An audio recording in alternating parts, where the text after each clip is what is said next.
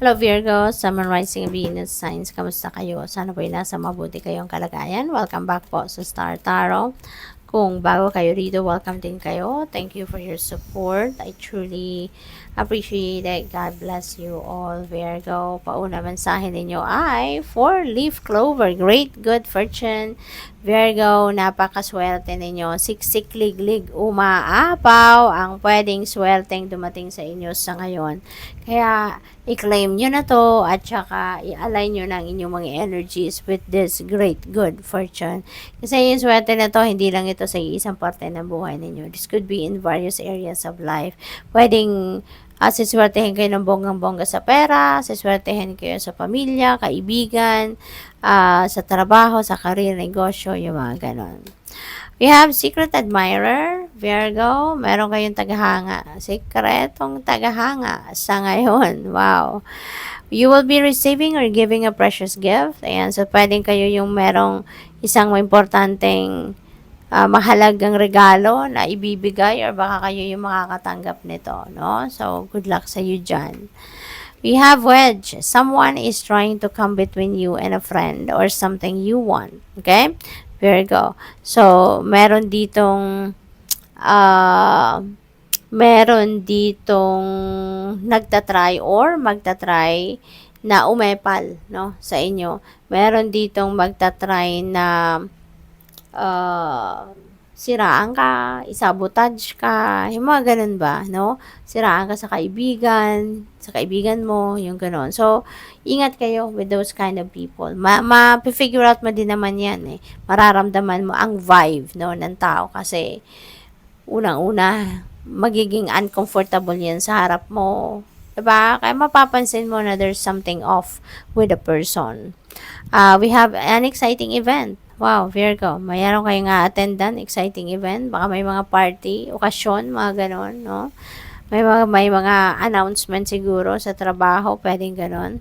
Psychic ability, trust your intuition, okay? Importante, pakinggan ninyo. You're highly intuitive kayo, Virgo, kaya mabilis din yung mapipick up ito, no? Na mga messages sa inyo na binibigay through intuition. We have bear, danger, especially in money matters, okay? So, mag-iingat kayo, lalo-lalo na pagdating sa pera, okay? Be careful with your spending. Make sure na minamanage ninyo yung maayos ang inyong kaperahan. Huwag kayong gastos ng gastos na, kunyari, wala sa plano, wala sa budget plan ninyo, yung gano'n. Para hindi kayo makaranas ng financial pinch, okay? We have bag, something important such as new job or raise. Ayan. So, blessing, no? Magandang blessing. Kung siguro kung meron kayong ina-apply bagong trabaho, eto na, no? Baka matanggap kayo or baka mabibigyan kayo ng dagdag sahod, no? What else? We have butterfly, a change for the better. Wow, thanks God. Diba? Kasi maganda. Minsan may mga pagbabagong hindi maganda, pero ito, pagbabago for the better. So, magiging maayos, mas maganda ang inyong kalagayan sa ngayon. Depende sa inyong sitwasyon. This could be in any area of life, diba? Mag-i-improve, diba? Kung ano man ang sitwasyon ninyo. Wishbone, a wish is granted. Napakaswerte ninyo, napakaganda ng mga mensahe nito sa inyo. Meron kayong wish, no, na siguro binigay na. Baka ang iba sa inyo nakuha nyo na to. Anong wish ninyo, ini-enjoy nyo na, na-receive nyo na, or ano to, kung wala pa to sa kamay ninyo, possible, Virgo, na ito ay possible na ito ay nasa tawag dito, kumbaga sa spirit realm, approved na to, sa spirit realm, binigay na to sa inyo. Yung ganon, no? Divine timing na lang ito, no? Para ipadala sa inyo, yung ganon. What else? We have horseshoe, good luck, holy moly, Virgo, siksik, liglig, umaapaw ang swerte ninyo sa ngayon. You have good luck, you have good fortune, wish granted, ang dami-daming biyaya ang dadating sa inyo sa ngayon. Kaya, i-claim nyo na yan, ipagpasalamat nyo na yan kahit hindi nyo pa nakukuha. Kung hindi pa ninyo nakukuha, ipagpasalamat mo na yan. Be grateful already. involvement with the law. Ayan, so siguro may violation ang iba sa inyo rito, no? Baka may ginawa kayong hindi nasunod ang batas or labag sa batas, puwedeng gano'n. Puwede rin na kayo yung nagpapatupad ng batas, 'di ba? Puwedeng kayo ay law enforcer, yung gano'n.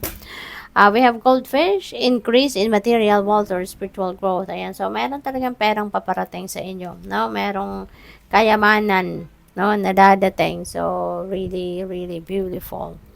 We have dog close-up, pleasure with a close friend. Ayan, so panahon din talaga ito ng socialization. Maaring meron kayong lakad ng close na kaibigan ninyo, may pupuntahan, mag-i-enjoy kayo. So, kung may imbitasyon, wag na kayo magdalawang isip, no? Kung sumama na kayo, pumunta na kayo para mag-enjoy kayo kasi deserve nyo naman yan, hindi ba? You've been working so hard, kaya deserve nyo naman na mag-enjoy. We have basket, recognition, reward for merit, no? So, siguro related ito sa inyong trabaho.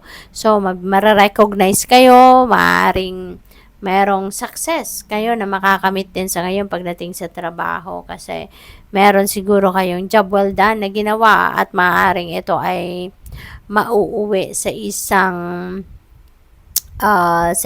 magandang sitwasyon, ano? Kayo ay baka ma-promote, 'di ba? Dahil sa recognition na yan, baka ay mabigyan kayo ng pera, bonus, yung mga ganun ba, no? Kaya good luck sa'yo. Thank you for watching. Love and light. Namaste.